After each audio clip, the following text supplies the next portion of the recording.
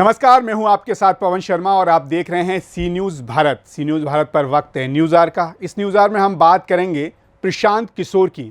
अब आप समझ रहे होंगे कौन से प्रशांत किशोर, आप अच्छे से उन्हें पहचानते भी हैं।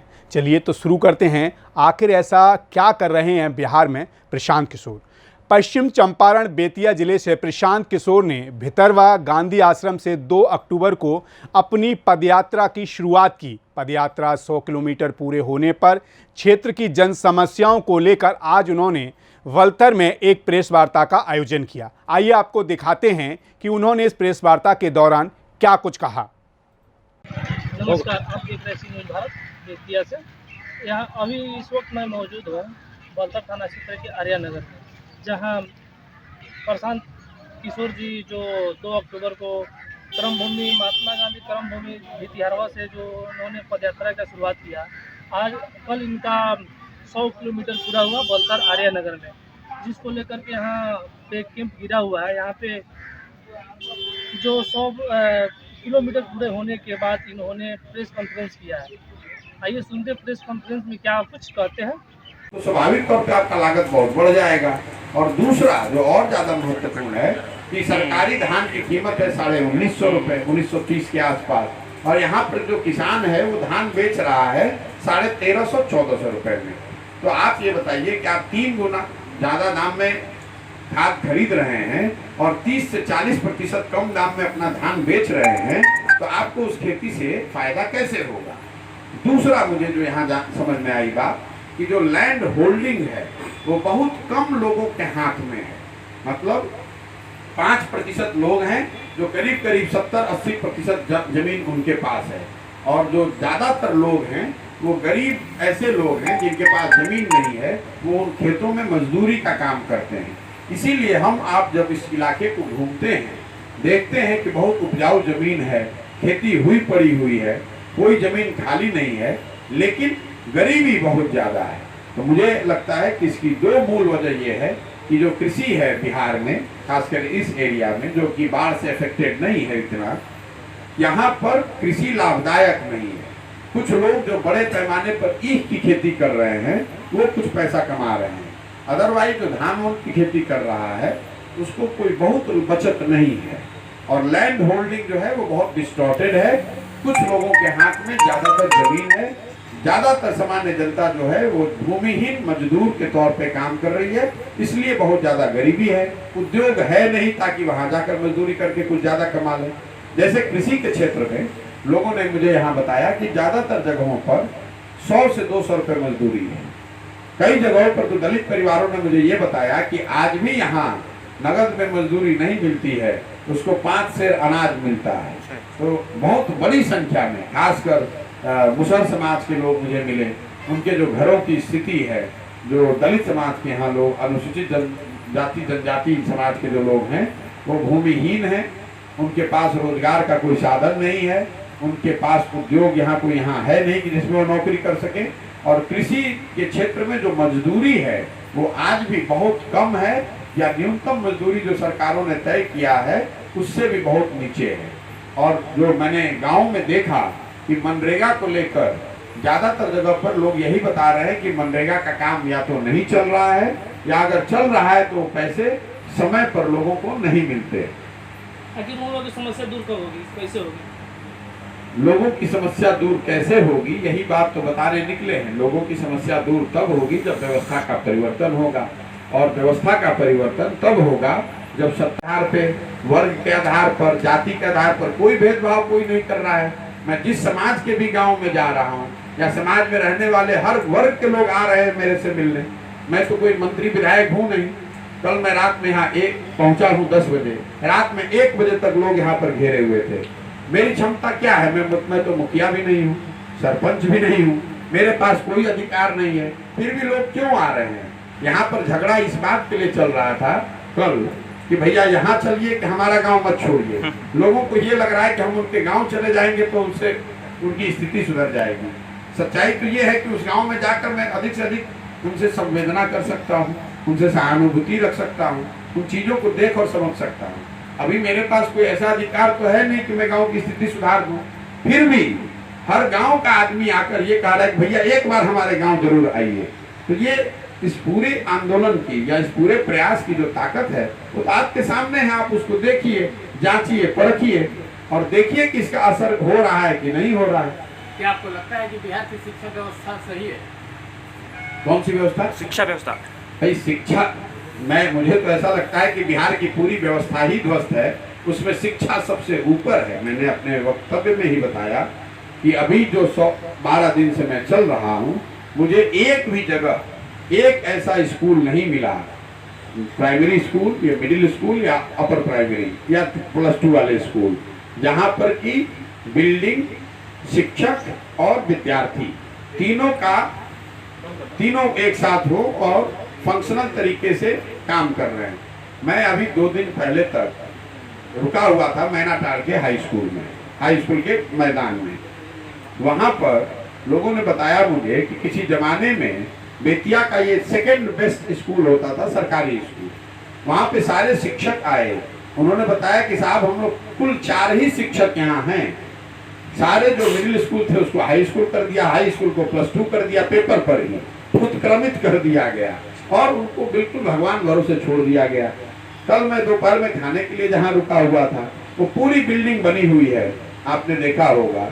वहां पर एक भी शिक्षक नहीं, एक भी शिक्षक नहीं है। करोड़ों की बिल्डिंग बनी हुई है, रोड पर बनी हुई है। उस बिल्डिंग का लास्ट उपयोग स्ट्रॉन्ग रूम बनाने के लिए इस जिले में किया गया था। ये हालत है।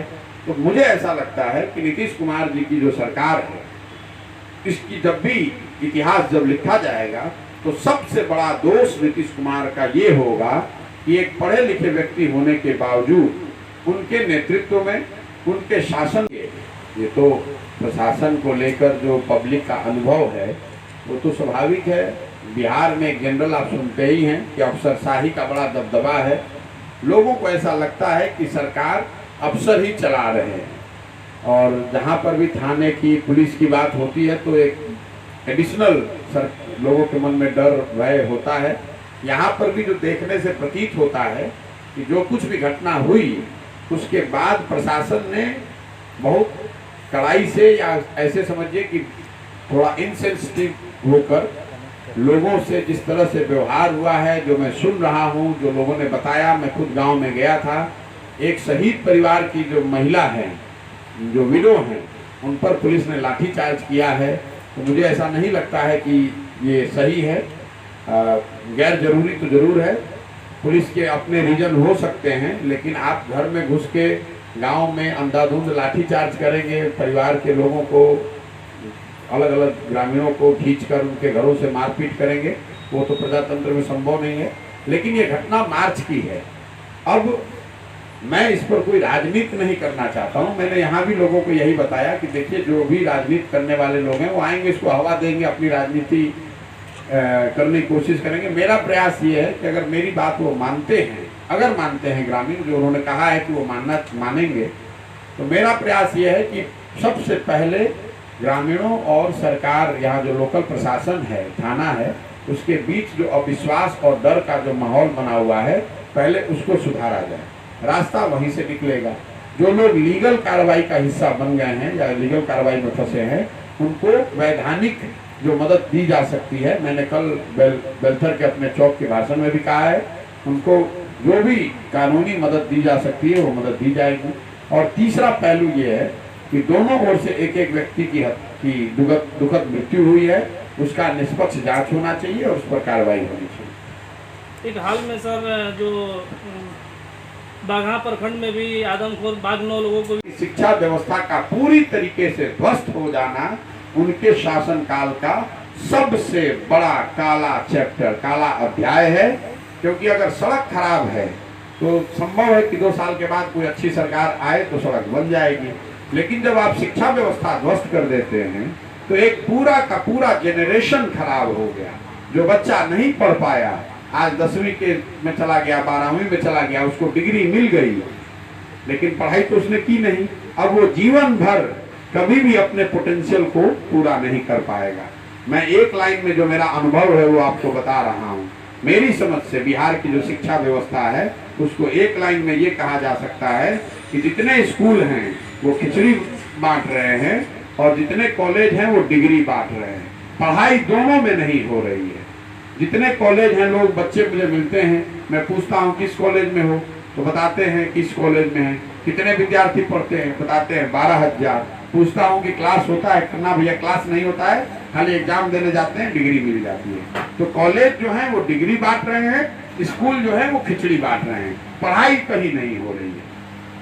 सर ये भी देखा जाए कि अब अगर आप अनुमति दें तो इसको खत्म करें हम लोग। बहुत पंचायत 6 पंचायत है, वहां से जिन लोगों का नाम आया, समाज से जिन लोगों का नाम पता चला, उनसे मैं व्यक्तिगत तौर पर मिल सकूं, उनके जो आगे की जर्नी है या आगे वो मेरे साथ जुड़ना चाहते हैं, जनसुराज से जुड़ना चाहते हैं, तो उनको जोड़ें, उनकी भूमिका उनको बताएं। साथ साथ जब मैं रुकता हूं तो उन पंचायतों का मैनिफेस्टो भी, वहां की समस्याओं और के आधार पर एक प्राथमिकता की मैनिफेस्टो भी हम लोग बना लेते हैं। और एक जो इसका तीसरा पहलू है, एक बहुत बड़ी संख्या में लोग अलग अलग तरह के सुझाव, शिक्षा के क्षेत्र में, स्वास्थ्य के क्षेत्र में, विकास के क्षेत्र में, रोजगार के क्षेत्र में, कृषि के क्षेत्र में लोग देते हैं, उसको भी हम लोग संकलित करते जा रहे हैं। क्योंकि पदयात्रा का जो तीसरा उद्देश्य है, बिहार के विकास के लिए जो 10 महत्वपूर्ण पहलू हैं, शिक्षा, स्वास्थ्य, कृषि, आर्थिक विकास, ऐसे 10 महत्वपूर्ण क्षेत्रों पे 10 साल का एक विजन डॉक्यूमेंट बनाया जाना है, जिसमें लोगों का इनपुट हो, लोगों के सुझावों को शामिल किया गया हो और उन क्षेत्रों के विशेषज्ञों को उसमें जोड़कर एक 10 साल का विजन डॉक्यूमेंट बनाया जाए, ताकि जनता के साथ ये साझा किया जा सके कि भाई अगर मौका जनसुराज को मिलता है, जनसुराज के पास वो अवसर कभी आता है, तो जनसुराज के लोगों को ये पता होगा कि हर पंचायत में कौन सा काम करना है, उन्हें ये पता होगा कि किन लोगों को साथ में लेकर चलना है, और उन्होंने आपके साथ ये भी बताया हुआ होगा कि बिहार के विकास के लिए जो महत्वपूर्ण 10 क्षेत्र हैं, उन क्षेत्रों में कौन कौन से काम किए जाएंगे और कैसे किए जाएंगे। तो मोटे तौर पे यही अभी तक की जो हम लोग का अनुभव रहा है। 2-3 बातें जो मैंने अनुभव करी है, जैसे लोग ये बताते रहे कि भाई आप पदयात्रा में जाइएगा तो नया आपको क्या पता चलेगा। मैं आपको बता रहा हूँ कि हर दिन कुछ न कुछ सीखने को मिलता है। जो एक सबसे बड़ी मेरी लर्निंग अभी तक रही है, अभी पिछले 12-13 दिन पैदल चलने के बाद, कि गाँव में मैं देख पा रहा हूँ कि काम करने वाले उम्र के जो पुरुष हैं, उनकी संख्या बहुत कम बच गई है। गाँव में जब हम लोग जा रहे हैं तो या तो वहाँ पर बड़ी संख्या में महिलाएं मिल रही हैं, बहुत छोटे बच्चे मिल रहे हैं, या फिर बुजुर्ग लोग मिल रहे हैं। बहुत बड़ी संख्या में पलायन करने वाले लोग, जो काम करने की उम्र में जो लड़के हैं, वो ज़्यादातर लोग गाँव में नहीं रह रहे हैं। दूसरी बात जो हम लोगों ने फर्स्ट हैंड देखा कि जैसे ही आप नेशनल हाईवे से उतरते हैं तो ग्रामीण सड़कों की स्थिति बहुत ज़्यादा खराब है। एक ये भावना जो लोगों की बन गई है कि पिछले इस अभी की जो नीतीश जी की बगहा के उस घटना की मुझे जानकारी नहीं है, मैं बगहा जाऊंगा तभी उस बात की गंभीरता या उसको सही मायने में समझ पाऊंगा। आदमखोर बाघ की घटना जैसे आप लोगों के माध्यम से हम लोगों को भी जानकारी मिली है, मुझे जो जानकारी है कि 2 या 3 दिन पहले उसको मार दिया गया है। स्वाभाविक तौर पे जो लोग उससे हताहत हैं उनको बहुत दुख होगा, लेकिन उस व्यक्तिगत जिस बात की आप बात कर रहे हैं, चर्चा कर रहे हैं, उसकी मुझे कोई जानकारी अभी नहीं है। 25 दिन तक वो रेस्क्यू टीम चला वो बिहार का, लेकिन वही नेपाल के जो टीम आया वो 4 घंटे में मार गिराया। भाई मैं तो मतलब बाघों का विशेषज्ञ नहीं हूँ, मैं ये जरूर जानता हूँ कि भाई यहाँ कोई आदमखोर बाघ था जिसकी वजह से लोगों का बड़ा नुकसान हुआ। 9 लोगों की दुखद मृत्यु हुई है, नहीं होनी चाहिए थी। अब वो घटना पीछे है, बाघ को मार दिया गया है, आगे ऐसी घटना की पुनरावृत्ति न हो, ऐसा ही प्रयास होना चाहिए। सर अभी तक आपने पदयात्रा का 100 किलोमीटर पार कर चुके हैं, 100 किलोमीटर की प्रेस कॉन्फ्रेंस शायद कर रहे हैं। इन 100 किलोमीटर में जो चंपारण की यात्रा आप जब कर रहे हैं तो 100 किलोमीटर के एरिया में लोग की मूल समस्या आपकी नज़र में क्या निकल गई चंपारण?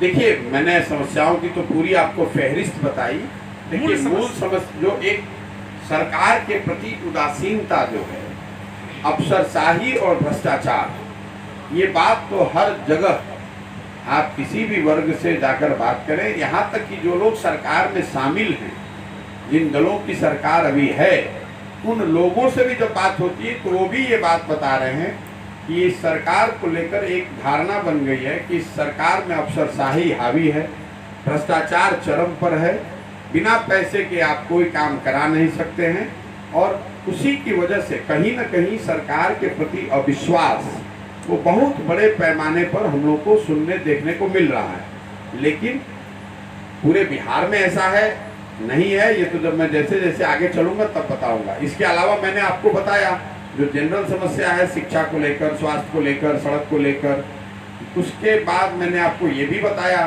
कि पंचायत वाइज या प्रखंड वाइज लोगों ने किन किन समस्याओं के बारे में अभी तक मूलतः बात करी है और क्या क्या मैंने स्वयं से देखा और अनुभव किया। आपने गमनाहा का कर चुके हैं। अपने वक्तव्य में बताया कि ये पूरा जो थरवट का एरिया है, उसमें हर जगह लोगों ने पत्थर वाली बात जरूर बताई है, और यहाँ जो फॉरेस्ट राइट एक्ट है जिसको गवर्नमेंट ऑफ इंडिया ने नोटिफाई किया हुआ है लेकिन बिहार सरकार ने नोटिफाई नहीं किया है, तो बड़ी संख्या में जो लोग जंगलों से सीधे जुड़े हुए हैं उन्होंने बताया कि वो लकड़ी नहीं ले सकते हैं, वहाँ से बालू मिट्टी नहीं ले सकते हैं, जंगल का जो भी रिसोर्स है जो उनका कानूनी अधिकार है उस पर भी रोक है।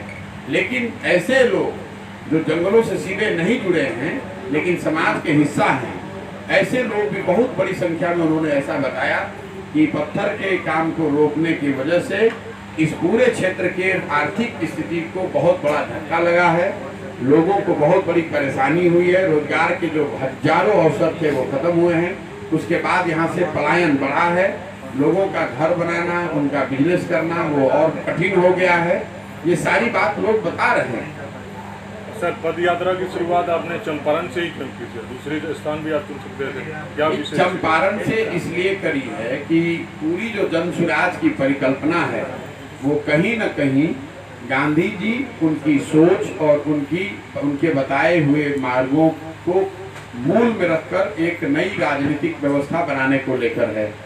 तो जब अगर आप गांधी जी की सोच या उनके बताए हुए मार्ग को मूल में रखकर कोई काम या कोई प्रयास कर रहे हैं और बिहार में कर रहे हैं, तो उससे उस नज़रिए से चंपारण जो गांधी जी की कर्म भूमि रही है, चंपारण से बेहतर जगह कौन हो सकती थी, इसीलिए चंपारण से शुरू किया।